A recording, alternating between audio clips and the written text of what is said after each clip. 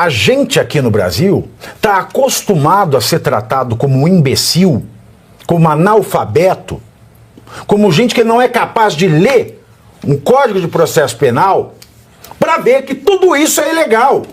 Como é que a gente fala que já tem quase 1.500 brasileiros, cidadãos comuns, que estão presos, estão sendo condenados, que a gente tem um ex-presidente da República e outras autoridades denunciadas, sendo que no Brasil nós tivemos, por acidente, né, a Gestapo não soube proibir todo mundo de vazar imagem, nós vimos aquelas imagens na CNN em que aparecem, não estou dizendo que eles cometeram um golpe, nem que incitaram, nem colocaram infiltrado, mas porque eles aparecem nas imagens que são prova, pela cadeia de custódia eles deveriam ter sido ouvidos. Ninguém foi. E uma vez que a cadeia de custódia é desrespeitada, a investigação é nula. Sendo investigação nula, não pode haver relatório, muito menos denúncia e muito menos processo. Quando a gente pensa que já viu de tudo, chega para nós aqui uma grande surpresa, uma verdadeira bomba. Olha quem estava nessas imagens ali do dia 8 de janeiro e essas imagens podem anular todo o inquérito, todo o processo, porque existe uma grande irregularidade de acordo com essas imagens. Olha quem apareceu que estava ali dentro do palácio e foi filmado ali, as câmeras de segurança pegou, nós vamos mostrar aqui. Realmente um grande absurdo, pessoal. Essa narrativa de golpe cai por terra agora, nós vamos mostrar isso aqui. Quem vai trazer para nós é o Pavinato ali da Revista Oeste. Olha só que absurdo, pessoal. O povo brasileiro vem sendo enganado há muito tempo, mas agora a verdade vai aparecer. Confira aí essa matéria, mas antes dá um like nesse vídeo, pessoal. Se inscreva aqui no canal. Se você ainda não está inscrito aqui, está perdendo muito, pessoal. Se inscreva aqui para chegarmos a 500 mil inscritos conservadores e que querem saber a verdade. Vamos para a matéria e voltamos em seguida. Apesar de ter fatiado a denúncia contra Jair Bolsonaro pela suposta trama golpista em 5 peças separadas, a PGR manteve conteúdo idêntico em todas elas, com exceção nas partes inicial e final. É claro que onde você muda o nome do denunciado, né? Com isso, pode ir. Com isso, o indicativo é que, se as denúncias forem aceitas, as ações penais devem tramitar de modo separado no STF. E isso pode causar prejuízo para a atuação das defesas dos acusados, já que as condutas e provas discutidas em uma ação podem ter impacto nas outras. Além disso, com o final da análise material coletado na operação que prendeu o general Braga Neto, a Polícia Federal, a Gestapo, avalia a possibilidade de apresentar novos indiciados no caso. Vai fazer outro relatório de merda, né? Porque se isso é um trabalho de Polícia Federal, nós não temos polícia no Brasil. A base são os dados que estão no celular apreendido com Braga Neto e nos telefones, computadores, pendrives e outras mídias recolhidas de seu então assessor, Coronel Flávio Peregrino. Bom, eu falei isso, né, quando a gente debateu aqui, no dia 19 de fevereiro, o protocolo pela PGR foi no dia 18. Eu lembro que eu vi, né, as milhares de páginas e identifiquei. Eu falei, é estranho, porque às 20h42 a PGR protocola uma denúncia com 6 pessoas, dentre as quais não estava o Jair Bolsonaro. Depois ele protocola uma denúncia com 8 pessoas, dentre as quais o Jair Bolsonaro e o Ramagem, que tem foro privilegiado. Às 20 e também uma petição dizendo que ele vai fatiar para facilitar as coisas. Às 20h50, isso foi às 20h42, às 20h50 ele já publica no site do MPF que denunciou 34 pessoas, o que é uma mentira, porque só tinham 14 denunciados. Mas mesmo assim, ele publicou essa fake news e assim está no site do MPF e assim a AGU não entra com a ação, né, contra fake news, o Alexandre de Moraes não põe no inquérito da fake news e eu fico falando sozinho como louco, porque é isso que a grande mídia faz com a mídia independente. E por mídia independente não quer dizer que a mídia é sem eira nem beira, quer dizer que ela não é dependente de recurso público, que ela não depende de dinheiro de quem é criticado pela mídia. Então eles deixam a gente como louco, falando sozinho. Eles não reverberam nada de errado. E aí, o que eu falei foi só às quase 21h20, que a PGR protocolou uma denúncia contra 12, mas 5 minutos depois uma outra denúncia contra 5, e só às 21h40 e poucos ela protocolou a última denúncia contra o Paulo Figueiredo, sozinho. E é claro, o que eu levantei aqui, ou alguém pressionou o Paulo Gonet para fazer isso, porque são 5 denúncias iguais, idênticas, até no erro de diagramação. A Folha falou isso hoje. Eu falei isso no dia 19. Tá? Aqui quem vê o faroeste está na frente. E também tem uma outra razão, é claro. É para dificultar a vida dos denunciados. Para acelerar a ação contra o Bolsonaro e para evitar o problema de carta rogatória, como no caso da citação do Paulo Figueiredo. Porque aí eles vão fazer a carta. Imagino eu que façam carta rogatória, não posso imaginar nada, já que não tem legalidade nenhuma. E se a denúncia do Paulo Gonet já é uma merda, juridicamente falando, me desculpem, não tem o que extrair, por mais que apareça o Gilmar Mendes falando que é boa, por mais que o Prerot fale que é um monumento da persecução penal, eu não posso jogar décadas de estudo de direito no lixo e mentir para vocês. Se fosse boa, eu falava. Da mesma maneira que eu falei que os PowerPoint do Deltan Dallagnol era uma merda, eu falo que a denúncia do Gonet é uma merda. E eu mantenho a minha coerência ao longo do tempo. Eu não faço que nem finados comentadores que falavam que era uma merda lá, mas aqui é uma maravilha. Então eu prefiro manter a minha decência do que ganhar dinheiro. E, portanto, se a denúncia já é terrível, o relatório foi mais terrível ainda. E agora a Polícia Federal já está anunciando que vai repetir a dose, João. Pois é, Pavinato, você vê que o Bolsonaro ele menciona sempre esse fato que ele já tinha nomeado os comandantes das Forças Armadas indicados pelo próprio Lula. Então, na verdade, o mandante do golpe seria o Lula. E o Bolsonaro vem falando isso nesse sentido de essas pessoas estariam lá, que não havia armas, né? Não havia... E o que me causa estranhamento é isso. As pessoas foram condenadas, os civis, né, que lá entraram para cometer algum vandalismo, alguma meia dúzia cometeu vandalismo. Só que os tais mandantes do golpe EAD, que seria o golpe à distância, não sequer foram julgados ainda, foram denunciados agora, ou seja, condenaram o vandalismo e depois os mandantes, ou seja, se o processo for improcedente, que a tendência é que não seja, porque é um processo político e ilegal, aí se eles forem absolvidos, tem pessoas presas. É que todas essas pessoas, elas iam, num determinado momento, se transformar em Power Rangers através de lasers da Starlink. E usar Starlink só pode ser. Porque eu vejo muita gente, até na direita, criticar a conduta do Jair Bolsonaro pós-derrota nas eleições via TSE, quando declarou o Lula vencedor, no sentido de que ele teria ficado em silêncio, ficado postando enigmas, entre outras coisas. Tudo bem, pode-se questionar isso, mas isso não é crime, isso não quer dizer que ele induziu as pessoas a nada.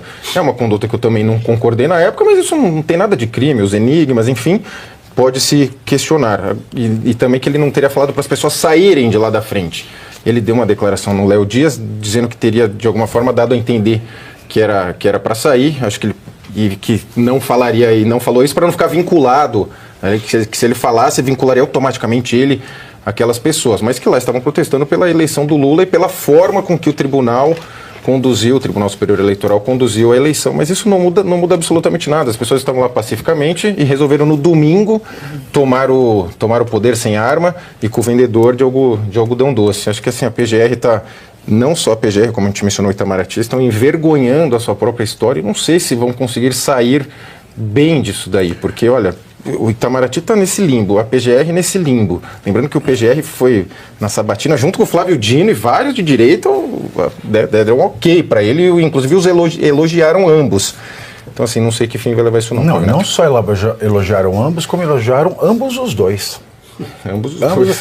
E você veja bem, Ana Paula, é uma coisa tão ridícula a PGR fazer, né, soltar desses... o Globo, né? Porque a informação do Globo não é sigiloso. Não, por que fica anunciando? Que nem o Paulo Gonet ficou, eu vou denunciar Bolsonaro depois do dia de finados, depois do Natal, depois do Ano Novo, depois do Carnaval, acabou vindo antes. E no caso, a Polícia Federal, que virou uma Gestapo, é claro, pelo menos essa entidade central em Brasília, porque não foi revogado no Brasil o Código de Processo Penal. Não tendo sido revogado, vale o que se chama de cadeia de custódia.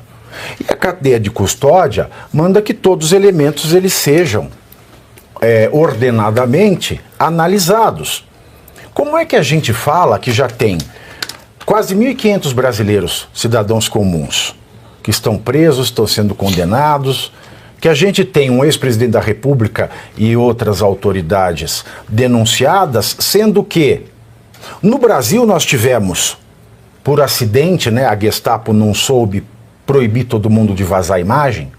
Nós vimos aquelas imagens na CNN em que aparecem Flávio Dino, G. Dias, Gleisi Hoffmann. Não estou dizendo que eles cometeram um golpe, nem que incitaram, nem colocaram infiltrado.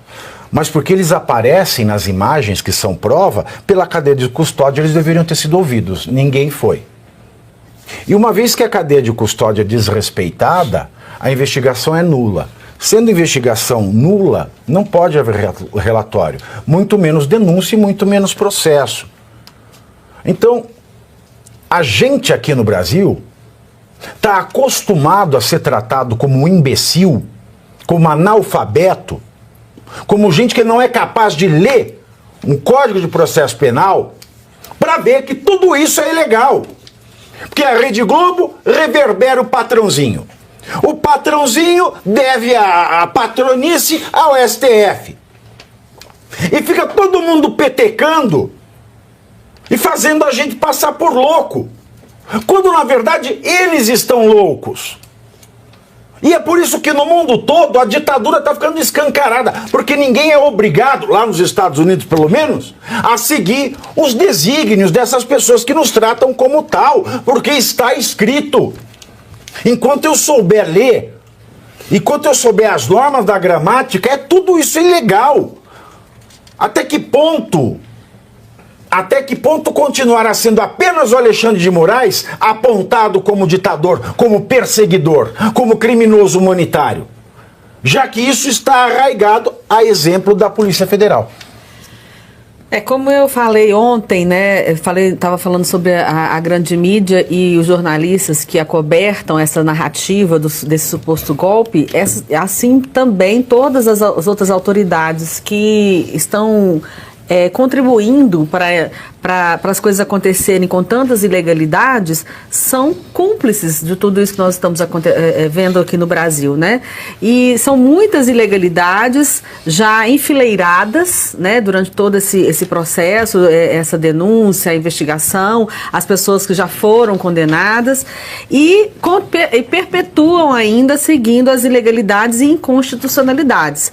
Porque esses dias, o advogado do Braga Neto, José Luiz de Oliveira Lima, eu vi a entrevista dele nas redes sociais, ele falou categoricamente que não teve acesso a todas as peças dos autos. A repórter até fala para ele, mas o Alexandre de Moraes... E vai acontecer alguma coisa com ele, porque, segundo minhas fontes de Brasília, o que ele perdeu mais a compostura durante uma conversa não foi nem tanto a questão dos Estados Unidos, mas a insistência do advogado em dizer que não teve acesso a todas as Ele falou de forma muito veemente, vou abrir aspas. Eu afirmo, porque ela pergunta para ele, ela diz assim, mas o Alexandre de Moraes disse que vocês já tiveram acesso, que a defesa já teve acesso a todo o processo. Aí ele diz assim, abre aspas, eu afirmo às senhoras e aos senhores que a defesa não teve acesso a todas as peças referidas pelo Ministério Público quando apresentou a denúncia. Portanto, eu não tenho como desempenhar o meu trabalho com clareza, com firmeza e com confiança, porque eu não tive acesso a todas as peças dos autos. É isso e boa tarde. Exatamente. Fecha aspas. Exatamente. Ele foi muito veemente. Eu temo pelo advogado. É o Vilardi? Não. José Luiz de Oliveira Lima. Dr. José Luiz de Oliveira Lima. Exato. Isso é um advogado, nós estamos falando aí de um advogado que teve uma atuação brilhante no mensalão. Grande. Tá? Então, se ele está dizendo isso, eu tendo a confiar mais na palavra do advogado do que no caso. Não é? Isso aí vai ter como ele comprovar, porque se ele não teve... Se tem petição... Não, só falta o Alexandre querer que ele faça a prova negativa, a prova que você não teve acesso. Porque a gente chegou nesse ponto no Brasil, em que o réu tem que provar que ele não fez. E é impossível prova negativa. É impossível. E mesmo quando ele prova que não fez, quando é possível, como no caso do Felipe Martins, ele dá de ombros. Esse país está insano. Eu vou ensandecer com esse país. Pois é, e tem mais um fato muito interessante que nós queremos mostrar aqui ainda neste vídeo, porque a mídia, a grande mídia, a mídia velha, aquela que recebe o Pix todos os meses para poder noticiar o governo, pois é, ela está falando o seguinte, que o Bolsonaro acabou com a vida de Alexandre de Moraes. Essa é a matéria aqui. O Bolsonaro acabou com a liberdade, acabou com toda a vida de Alexandre de Moraes, de sua família. Nós vamos mostrar isso aqui. Será que isso é verdade mesmo? Vamos ver o que eles estão dizendo, porque parece que o Alexandre de Moraes é a grande vítima do país e o Bolsonaro é o grande vilão. Preste atenção nessa matéria. Bolsonaro destruiu a vida do ministro Alexandre de Moraes para que Moraes sentisse raiva e ódio de Bolsonaro? Gente, ontem eu postei um vídeo que gerou um burburinho imenso aqui no canal, em que eu falei sobre a razão secreta da perseguição de Moraes contra Bolsonaro. Mas muita gente aí ficou com dúvida sobre uma coisa. Ora, se o Moraes persegue o Bolsonaro porque acredita que o Bolsonaro acabou com a vida dele, como que isso teria acontecido? Como assim acabou com a vida do Moraes? E mais, cadê as provas disso? O que o Bolsonaro fez que o Moraes acredita que destruiu a vida dele? Como aqui no canal meu compromisso é te manter bem informado e ainda sanar suas principais dúvidas, eu fui atrás da resposta para essas perguntas e eu encontrei. E gente, é chocante. Mas antes de mostrar para você essa resposta, primeiro, meu muito bom dia para você e que você e sua família tenham uma segunda-feira e uma semana abençoadas.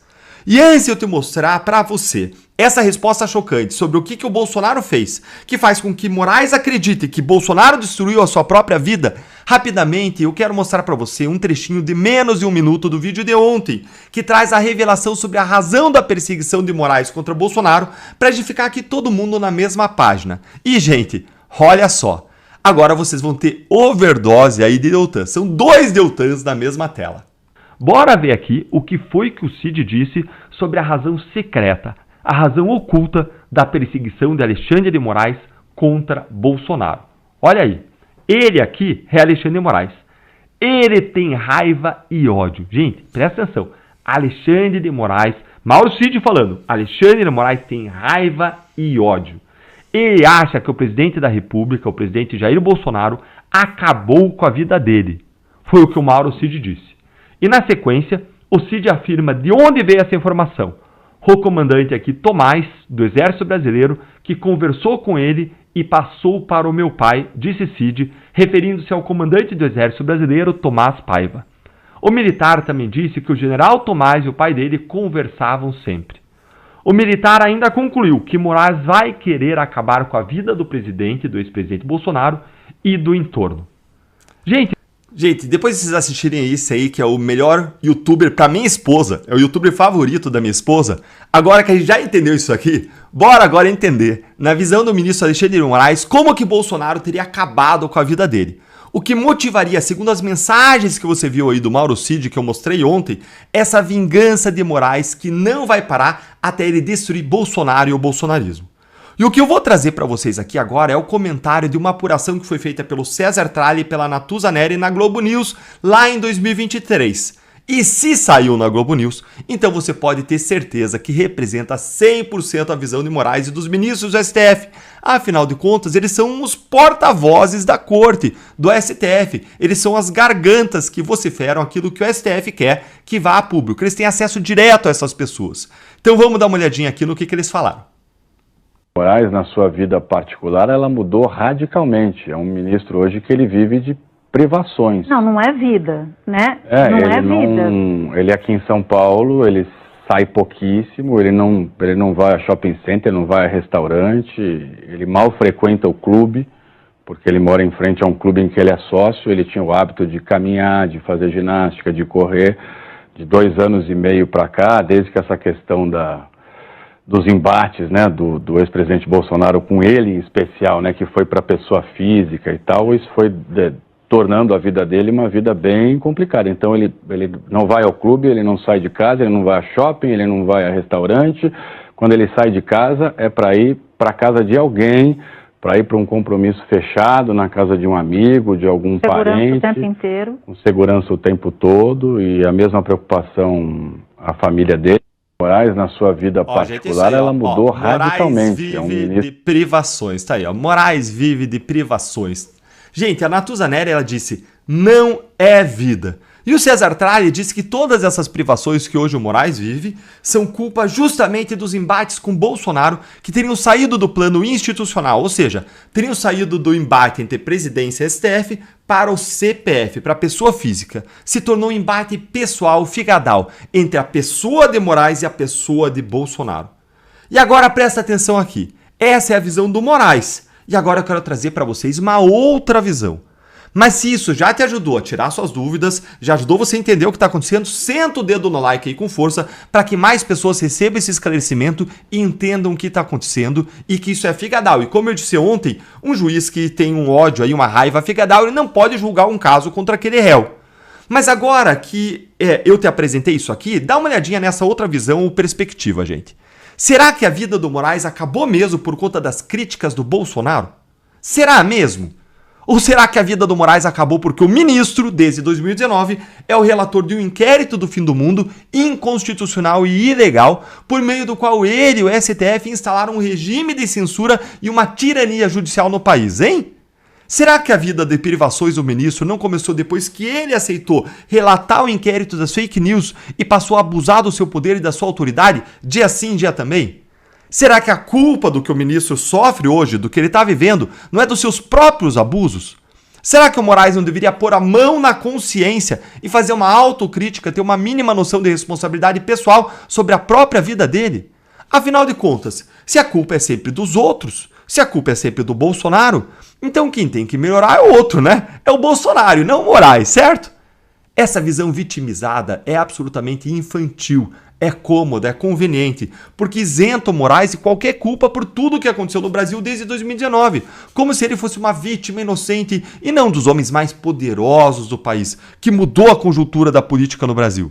Viver assim, com vitimismo, culpando os outros, sem tomar nenhuma responsabilidade sobre as suas próprias ações, é muito fácil.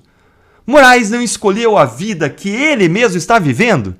E as vidas e as famílias que o Moraes destruiu a partir da sua caneta, hein? Eu vou deixar você responder essas perguntas aí nos comentários. Pois é, pessoal, realmente é um absurdo o que essa mídia comprada, juntamente com o governo, juntamente com o Poder Judiciário, e eu vou dizer até mais, com o Congresso Nacional, estão coliados justamente com o único objetivo de perpetuarem no poder. Na verdade, pessoal, o que eu tenho falado aqui, talvez se você não tenha escutado aqui, é porque você ainda não é inscrito. Se inscreva aqui no canal que você vai ficar bem informado. O que nós temos falado aqui é o seguinte, não existe um sistema no Brasil que governa, não existe um sistema em Brasília que quer perdurar no poder. Existem vários sistemas que estão atrelados um ao outro. Por exemplo, o sistema judiciário, que é vitalício, esses juízes que, ao meu ver, e eu acho que a sua opinião também deve ser essa, eles deveriam ter cargo eletivo, deveriam ser votados, eles deveriam ter cargo durante um prazo determinado e não pela vida toda. Eles estão ali para se perpetuar no poder, mas também temos aqueles que estão no Congresso, tem senadores, deputados ali que estão há 4, 5 mandatos, não fizeram nada, não entregaram nada para a população brasileira, mas por que eles perduram no poder, estão se reelegendo eleição após eleição? Porque eles votam sempre a favor do governo. E aí nós temos também o executivo. E como que o executivo faz para poder se manter no poder? Ele tem a ajuda da grande mídia, ele tem a ajuda agora do judiciário e também a ajuda do seu senhor Davi Alcolumbre e também do Hugo Mota. Ou seja, são vários sistemas. A própria mídia também é um sistema que está ali encralacado, ali, que quer perdurar no poder, ganhando ali os seus bilhões anuais. Então, pessoal, é cada um por si, na verdade. Eles só são amigos quando são em favor da causa própria. Como, por exemplo, né, o senhor Geraldo Alckmin, vice-presidente do Brasil, que há pouco tempo atrás falou que o Lula estava querendo voltar à cena do crime, né? Ele quer voltar à cena do crime, foi essa frase que ele falou, e agora estão de mãos dadas ali. Mas porque eles concordam? Porque eles se amam? Não, eles estão olhando o próprio interesse. O Geraldo Alckmin tem um interesse interesse próprio e o Lula tem o interesse dele. Assim como o Moraes também tem divergências com o Lula. Porém, pessoal, já viu aquela história assim? O inimigo do meu inimigo é meu inimigo. Pois é, então é exatamente isso que acontece ali em Brasília. O que eu fico mais assim encucado é por que a direita não age dessa forma? Por que a direita não planeja e arquiteta as coisas para poder também continuar no poder? Por que eles não fazem isso? Ficam cada um atirando para um lado. Por exemplo, para terminar esse vídeo aqui, pessoal, nós temos não só um partido de direita, não só um partido conservador, nós temos o PL, que apesar do seu líder ali, né, o Valdemar da Costa Neto, no passado até flertou com o PT, mas hoje ele se diz de direita. Temos ele, mas também temos o Novo, o Partido Novo. Temos outro partido também que não é a favor da esquerda, mas também diz que não é a favor de Bolsonaro, da direita, que é o MBL, por exemplo.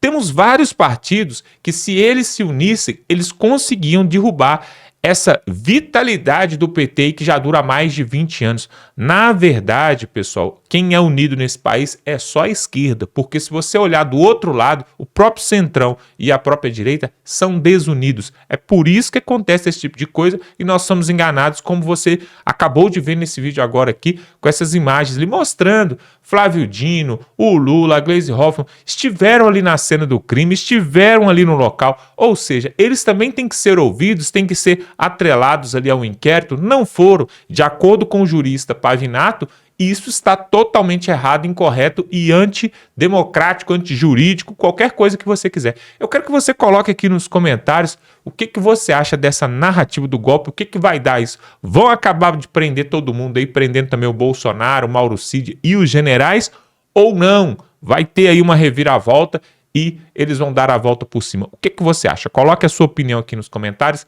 Dá um like nesse vídeo, pessoal. Algumas pessoas falam que tentam clicar no like, que o like não funciona. Experimenta aí ver se está funcionando. E o mais importante, se inscreva aqui no canal para você ficar bem informado. Totalmente gratuito, tem um botão aqui, você se inscreve. Talvez você esteja inscrito em vários canais, mas esse canal aqui vai te trazer informações que realmente são relevantes com matérias importantíssimas. Se inscreva aqui agora e tamo junto.